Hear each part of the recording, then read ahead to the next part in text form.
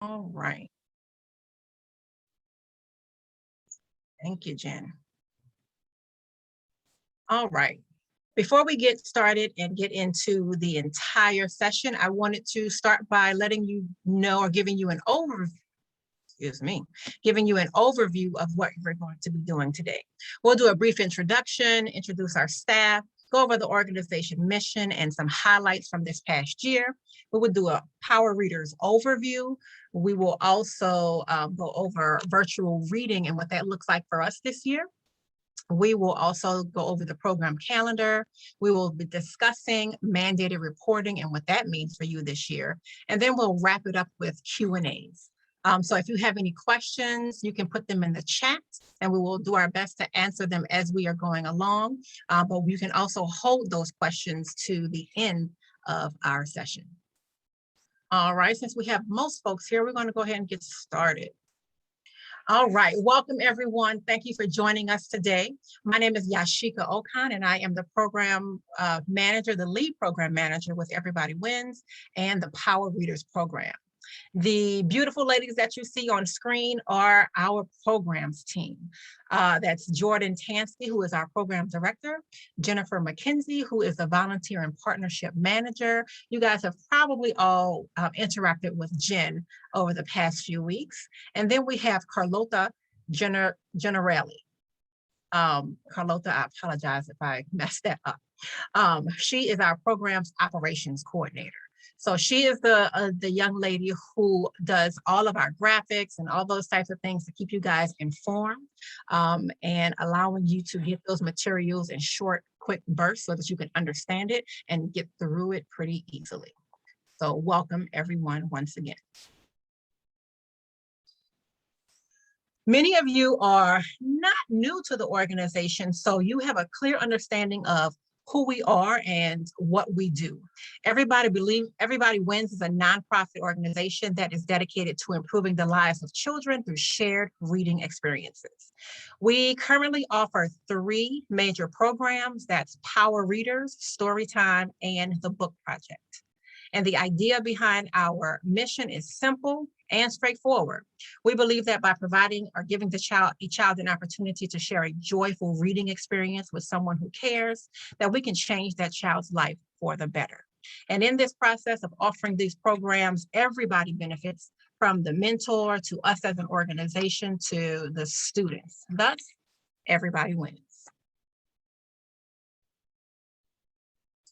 Next, I'd like to share with you some highlights from this past school year. And as you can see by these numbers, we were very busy. Despite the challenges that we faced last year, we continue to serve our students and community through each of our programs. Across all of our programs, we were able to serve over 4,000 students.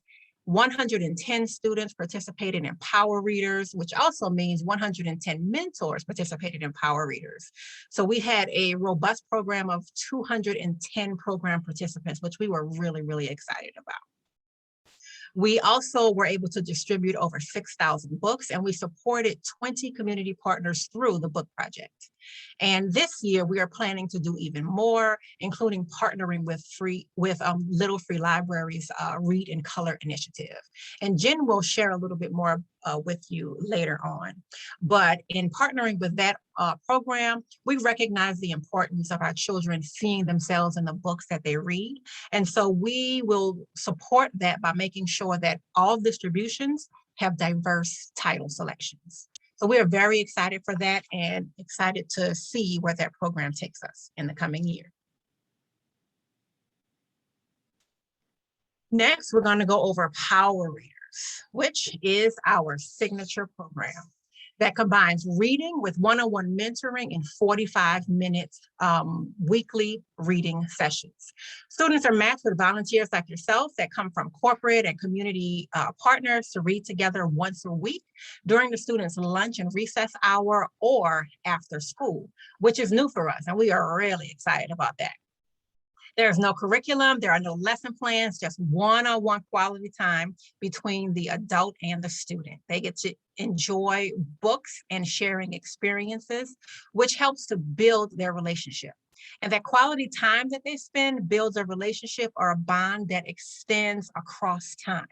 And so it extends oftentimes well beyond a student's elementary school years. Many of our pairs stay together past their through their elementary school years and beyond.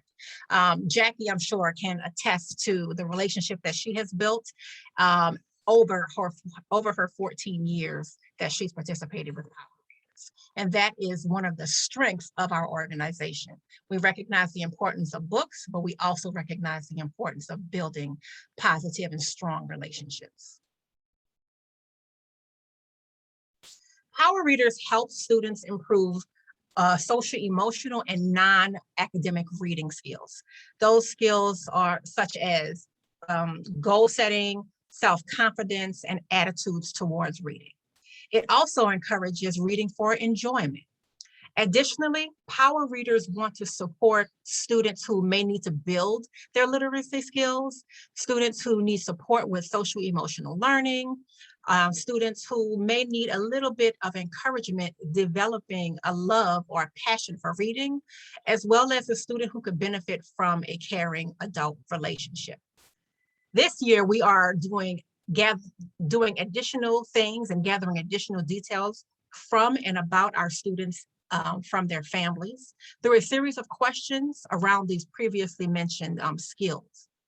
We are doing that in an effort to gauge the effectiveness of our programming, as well as to understand how our children view themselves, as well as how they grow in their own perception over time. So this is something that we have tried to do in the past in various ways, but this year we're being specific and targeted, and we are going to ask for your assistance in that as well. When it's time to start a program and you're operating in your first session, we're going to ask you to work with your student to answer a few questions so that we can understand how they feel about themselves. Virtual programming. As we continue to adjust the program needs and adjust to COVID, adjust to DCPS and all of the other school systems that we support, we want to continue to meet the needs of our students and participants. So with that, we are going to be offering program in two models. The first is the in-school hybrid, where EW staff and students will be in person and mentors will be virtual. You will be able to log in from wherever you are. This will be done during the students' lunch and reading hour, various times between 10:45 and 1:45 and 2 o'clock. You will find out the specifics of your time later when we provide you with your match letter, which we will talk about later. The second model is 100% virtual, and this program option will be offered after school between 4:45 and 5:30 p.m.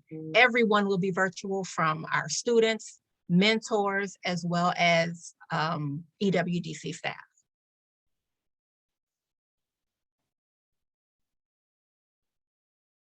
Next, we will talk about program in its basics form and how it works. Staff, no matter which option will be, program, no matter which option will be staff monitored. And that doesn't mean that staff will be sitting in your session every single day for the entire 30 to 45 minutes. Staff will float through your sessions to make sure everything is okay, to make sure you don't have any questions. Program is offered for our 1st through 6th grade students, as well as middle schoolers that may be interested as well. Sessions will be no more than 5 to 10 pairs per session, and then those pairs will be broken up. Those large sessions will be broken up into smaller pairs so that mentor pairs can enjoy their sessions alone. We will be using the Epic reading platform, which we will go over briefly as well, and we know that session will be offered via Zoom.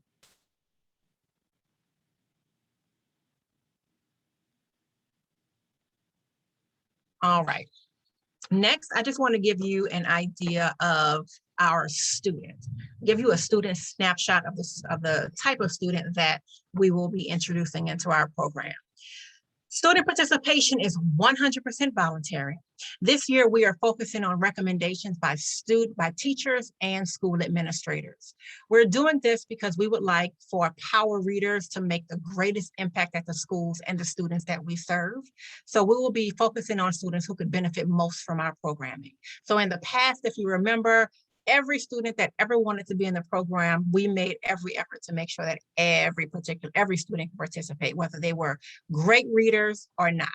This year, we want to focus power readers on those students who need us most. And the other students who would like to participate will be able to participate in our other programs, Storytime and the Book Project.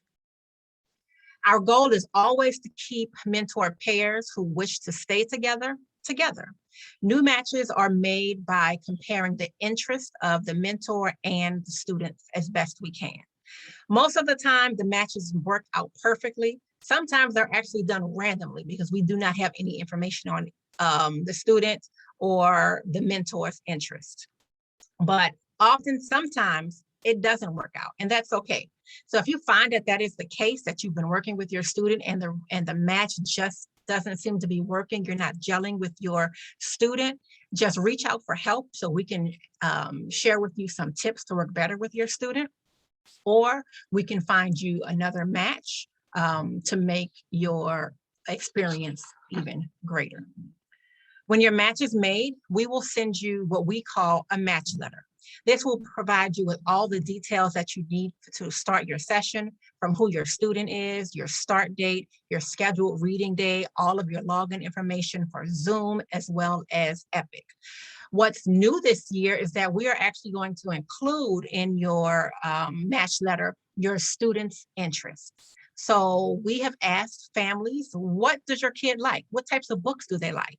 And so we will provide that to you on the front end so that when you meet with your child, you're with your student, you'll have an opportunity to understand a little bit about who he or she is.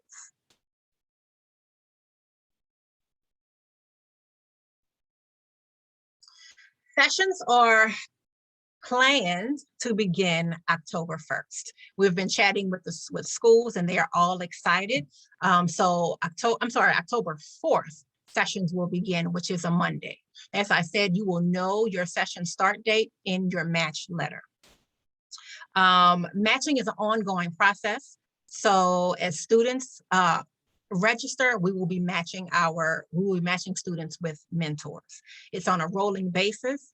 As well as starting on a rolling basis. So some schools will start in October, some schools will start in November. We hope to have all school participants rolled out by the end of November. When your first session begins, we want you to, first of all, get to know your student, have fun, enjoy getting to know who he or she is. If you are being matched with your student for another year, check in on them. How was their summer? How is the new school year beginning with them starting school? Get to know them, have fun, which is a very important component of the program. We don't want you to just read, we want you to get to know your student as well. As I mentioned earlier, we'd like for you to complete a quick survey with your student.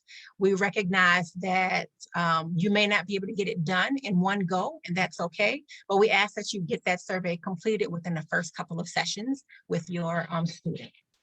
Additionally, we will be asking you to complete a similar survey at least 2 more times throughout the year. There will be a mid-program survey and an end of the year survey, so that we can see how students have progressed in their perception of their reading, and so that we can just see how they are doing.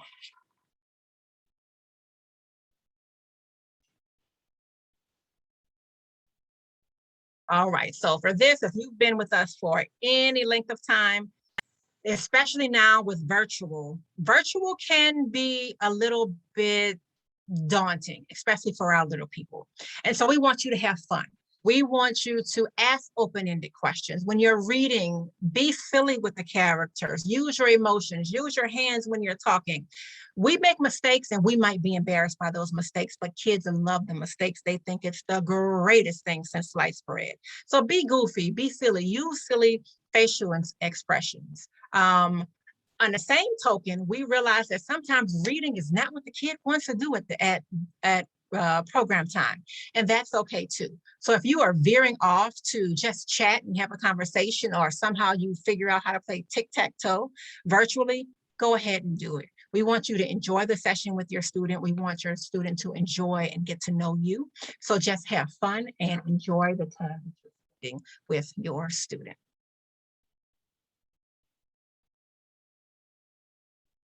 Be patient and have fun. All right. Virtual reading. I know that I really don't have to explain Zoom to you guys because we've done it. We just want you to be prepared for your session. Make sure you have your link available. Staff will be prepared to break you out into your breakout rooms. We will also give you warnings of when time is ready to wrap up your session. Additionally, being prepared means that you have your water, you have your headphones or earphones or whatever it is you need to make your session great for you and that you are comfortable. We ask that you get all of those things taken care of beforehand, before your session. If you got a cute puppy that you want to share, your cat or a picture, make sure you have all of those things prepared before a session so that when session starts, you are ready to go. Shared reading with Epic Books. Epic Books is the platform that we are using to access books for our students. It's a digital reading platform where you can pick books and hold them. You can track your students' progress, and you can create a collection of books. So this will be a great opportunity to take that interest that we will provide you in your match letter, to take a look at the Epic platform and maybe pull some books that you think your student might be interested in. It's also, I should also share with you that it will be your responsibility as a mentor to share your screen with your student. Kids are really savvy. They're probably going to want to do it themselves. They probably know how to do it already, but we would like for you to be the one to share your screen with your student. And in doing so, you're going to be able to share the books that you've chosen. You're going to be able to sit and chat with your student about the things that he or she would like. So we will provide you with everything that you need in terms of your access for that well before program begins. I would also like to say that we've heard from many mentors about the book selection for our older students. We have been researching other options, and we will update you when we find something better than what we have now, but we will continue to use Epic Books until we find a better solution for that. So we ask for your patience as you work through Epic with our older students. I would say that's from 4th and 5th grader and some 6th grade students. So we just ask for your patience as we work through that. If you have some ideas about what we could do, please share that with us as well. All right, so if you can't make your session, we get it. We totally understand. Life happens, schedule changes, we got doctor's appointments, we have all kinds of things to do, and we understand that. So you are able to cancel your session. It's a fairly simple process. If you need to cancel it, email your program coordinator. We will provide you your program coordinator's contact information upon your match in your match email.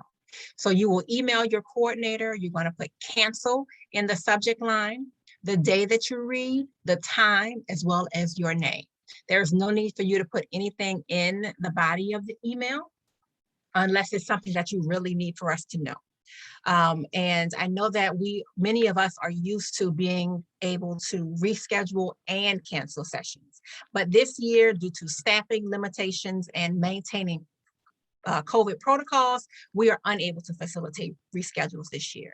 So please follow this simple process for canceling your session, and then we'll just see you the following week. If you have any questions about that, we can chat about that as well.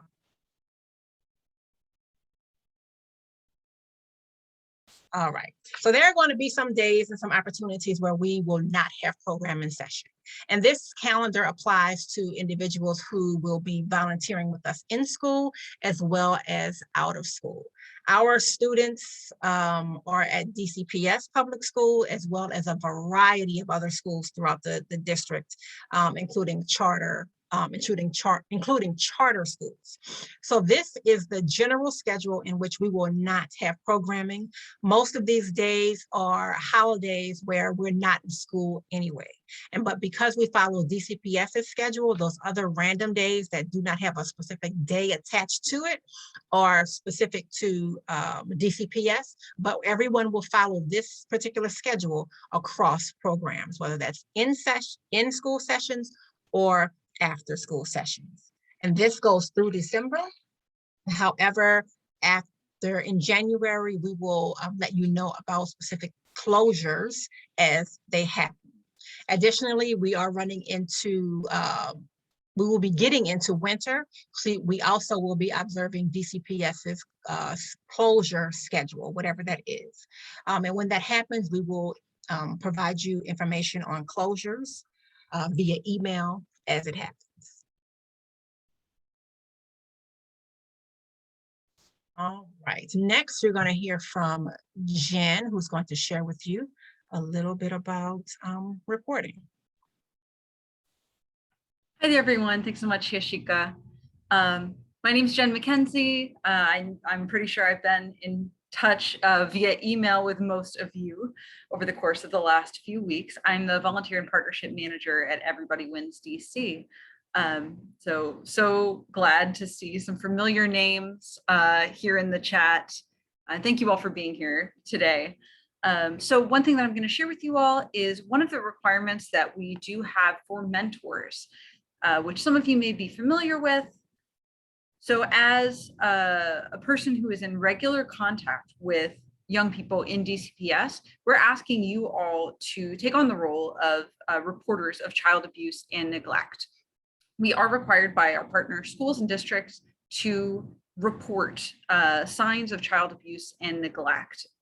And staff and volunteers are going to undergo a required training that's all done online through DCPS's website before you meet with students.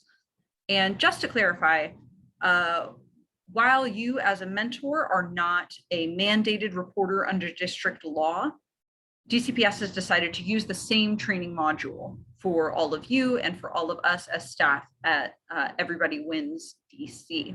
So we'll be talking about that and the vital role that you all can play as mentors in these situations where you're seeing these sorts of issues.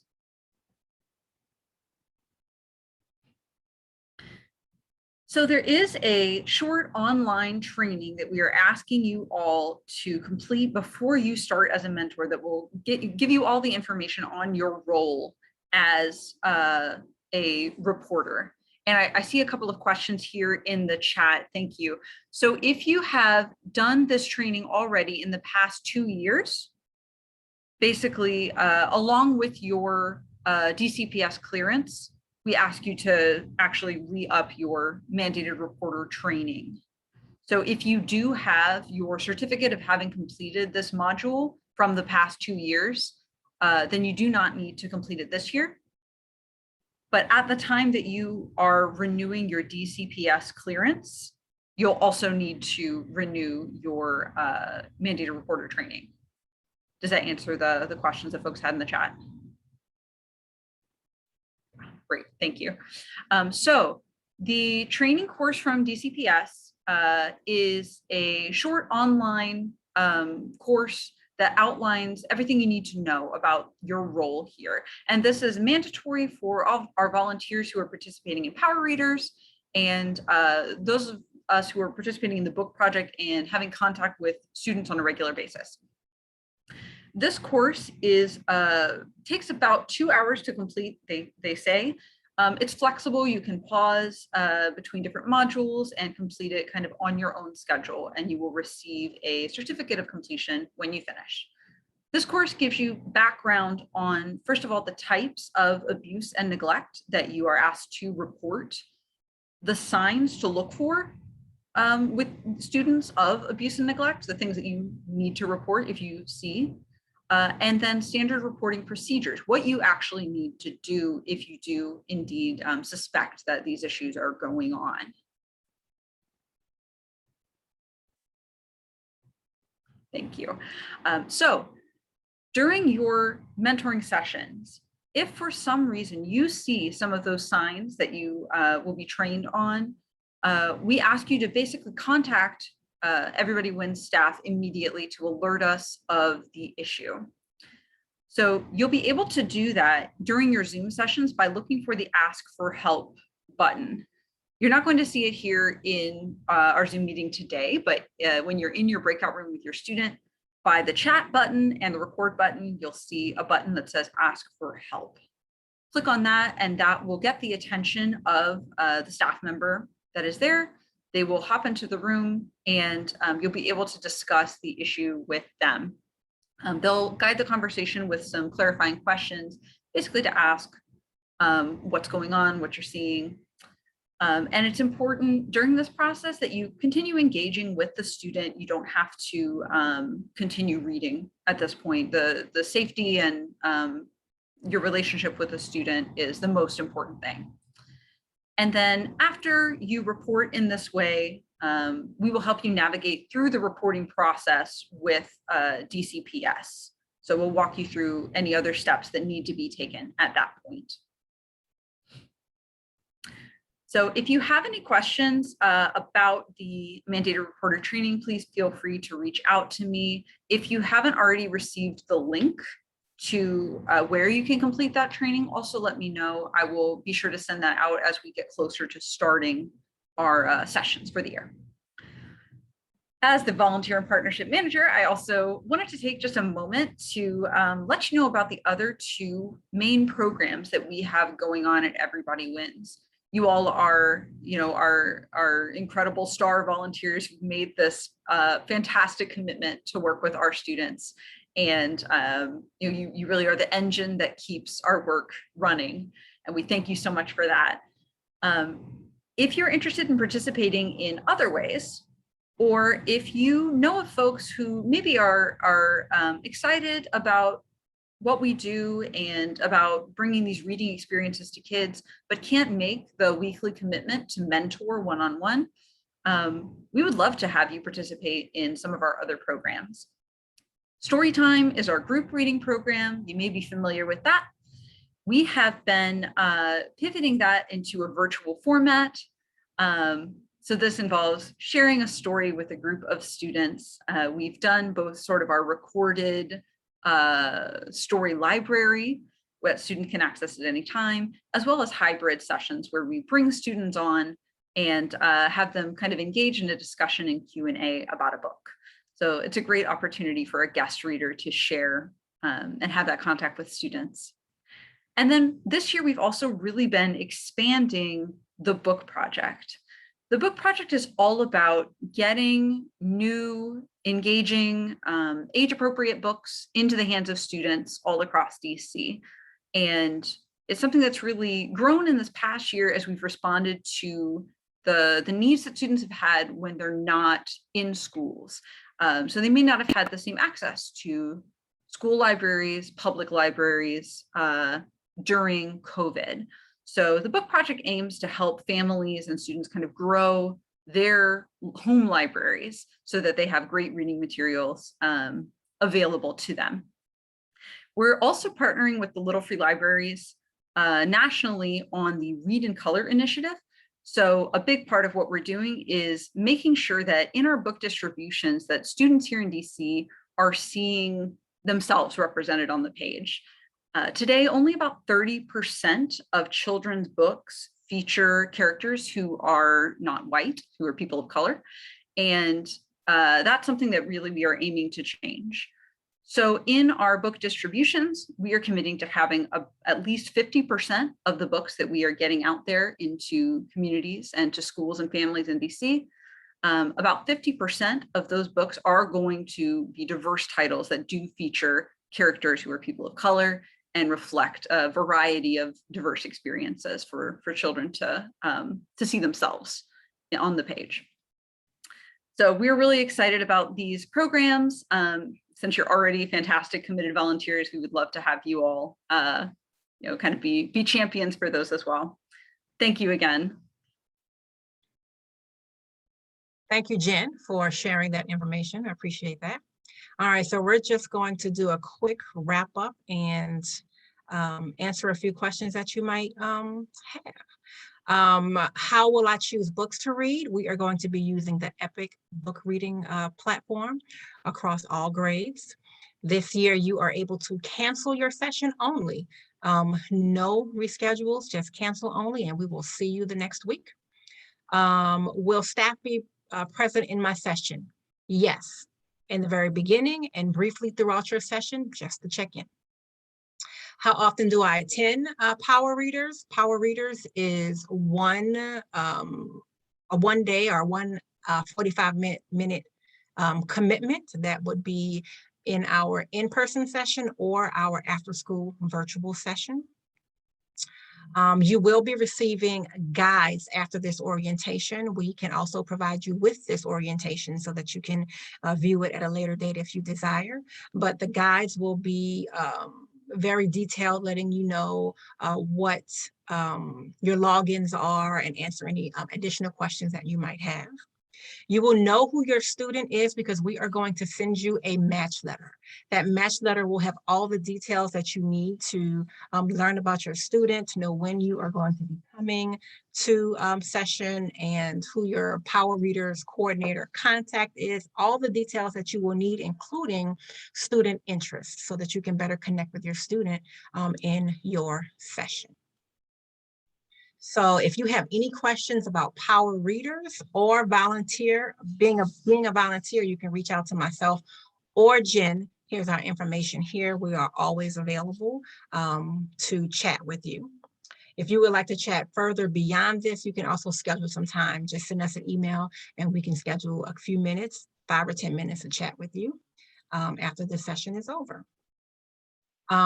Do we have any questions from the group that we can answer? You can put those questions in the chat, or you can take yourself off of mute and ask the questions directly.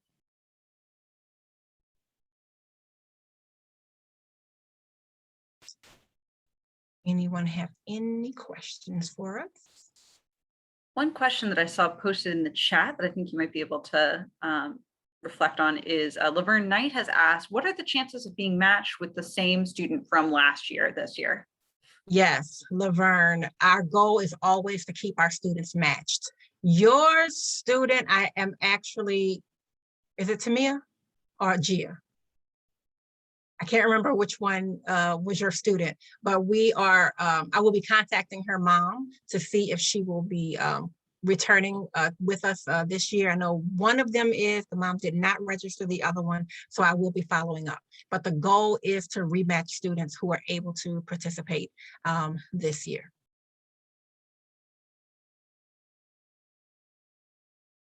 Thank you for that question. I hope that answers it. There's another question in the chat that I think I can reflect Yes. on a bit, and you can as well with your experience. Nancy Breslin has asked, I submitted my materials to DCPS about a month ago and never heard back. Do I just wait? So we are experiencing some delays from DCPS. They are really working as hard as they can to get people through the clearance process. There have been a lot of changes, obviously, in the last couple of years, and COVID protocols continue to change. So the short answer is, since it's been about a month, usually we would expect for you to hear from DCPS once you have completed your fingerprinting and all of your forms. We're looking for it to be about 3 weeks. If you are further along than that in your timeline, please reach out to me directly if you haven't already. I know I have some messages to follow up on, and I will compile a list of folks who are looking to hear about their status, and I will reach out to DCPS. So if you are experiencing a delay of more than about 3 weeks, please reach out to me and I will do what I can to hurry DCPS along for you. Yeah, as we've all experienced, it's definitely a process. So we just ask that you continue to be patient with that. There was a question about the virtual component. Have you guys thought of asking all previous students who departed to return? We have thought about it. We have limited capacity of who we can serve, or the amount of students that we can serve based on the technology that we have. So we are going to start programming with the students who participated this past school year. And as we are able to invite other students to participate, we will be doing that. But students overall are asked if they want to participate in any of our other programming, which is story time and or the book project. So it is a goal that we would love to get those students back in programming, but this year we will be serving about 150 students. And if you recall in the past, our numbers were at 400, 500, 600. It will be some time before we get back to those numbers. So we're going to start small and invite students to participate as we're able to accommodate.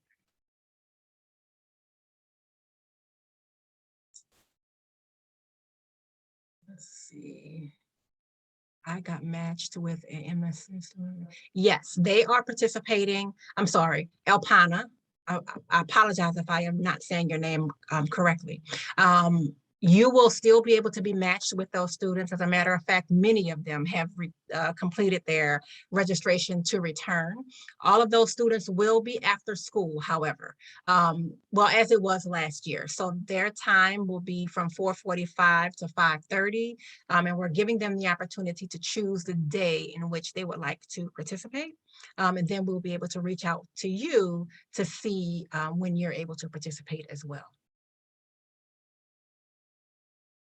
I will follow up.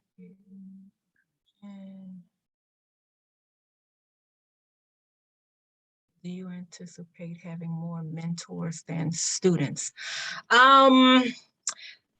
That is hard to say, but I will let Jen answer that question. Jen, she wants to know, do we anticipate having more mentors than students this year? At this point, looking at the numbers that we have at the moment, we're still in the process of recruiting students and families for the year. So that application process isn't finished, nor is the mentor process done. It does look like we are going to have more mentors than students applying for this year. Now, the other thing to know is that because we are starting sessions on a rolling basis, just because there aren't students who are looking to be paired with a mentor in October, does not mean that there won't be a great match for you a little bit later on.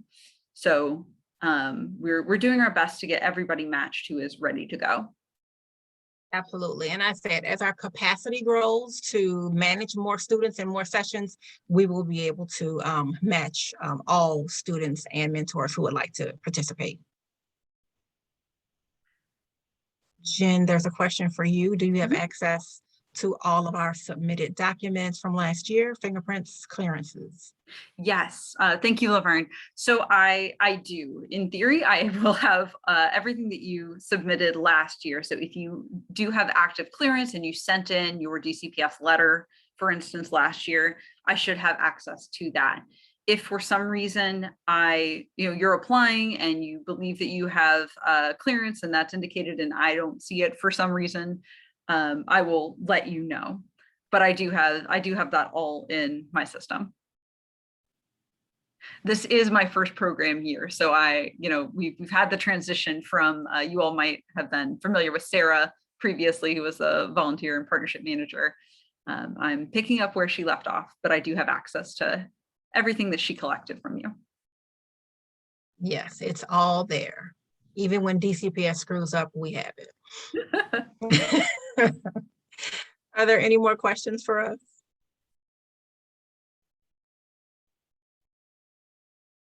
All right. If you guys find that you do come up with a few questions after this session is over, will the PowerPoint? Yes, we can send that to you. Send the PowerPoint presentation to you. Yes, we will do that. You're welcome. All right, if you guys have any questions beyond now, please feel free to reach out to Jen or myself, and we will get back to you as soon as we are able. Thank you guys, and have a great evening. Bye-bye. Thank you so much, everybody.